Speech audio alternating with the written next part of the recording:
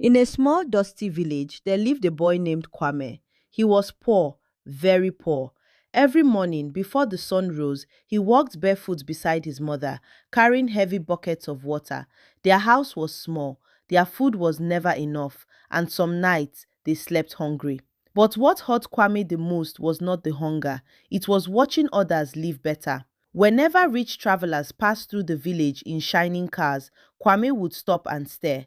Their clothes were clean, their faces were confident, their lives looked easy, and in that moment, Kwame made a silent promise. One day, I will be rich, no matter what it takes. Years later, Kwame left the village and went to the city.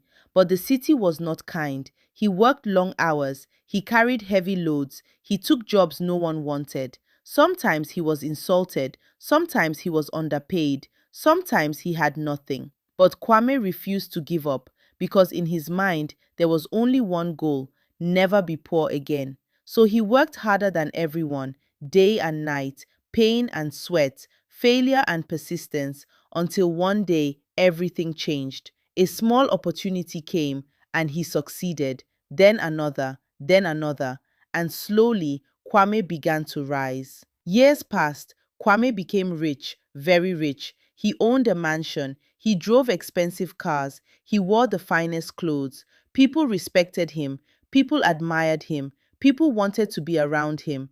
But something else was happening, something he did not notice. He stopped calling his mother. He ignored his old friends. He never returned to his village. Whenever they called, he would say, "Not now, I'm busy." And he truly believed he was winning. But at night, something felt different. His mansion was quiet, too quiet. The dining table was long, but he sat alone. The rooms were big, but they felt empty. The laughter around him at parties never felt real. There were people everywhere, but no one truly close. Still, Kwame ignored it until one night everything changed. After a long day, Kwame returned home. He sat down, but suddenly his body felt weak. His breath became heavy, his vision blurred. He tried to stand, but collapsed. For the first time in years, Kwame was afraid, not of losing money, but of being alone. He woke up in a hospital, cold room, silent walls. He waited. Surely someone would come, friends, business partners, people from his parties, but no one came, no one. And as he lay there, staring at the ceiling, a painful truth hit him. He had everything, but no one. A tear rolled down his face, then another, and for the first time in his life, Kwame felt truly poor. After leaving the hospital, he made a decision.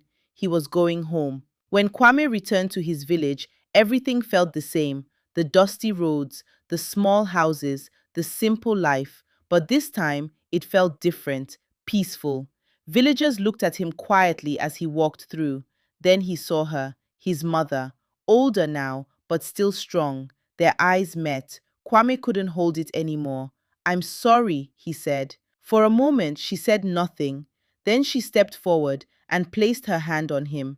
And just like that, years of distance broke. Slowly, the village welcomed him back. He sat with them, he shared food, he listened to laughter again.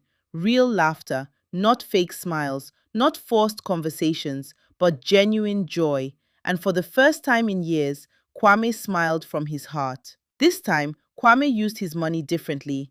He helped rebuild the village, he supported farmers, he improved schools, he created opportunities, but more importantly, he gave his time, his presence, his love. One evening, as the sun set over the village, Kwame stood surrounded by people, his mother beside him, children laughing nearby, friends close around him. No mansion, no luxury, but his heart felt full. Because finally, he understood. Money can build a house, but only love can build a home. You can have the whole world and still be empty inside. But when you have people who truly care, you are already rich. And from that day on, Kwame was still a rich man, but no longer a lonely one. The end.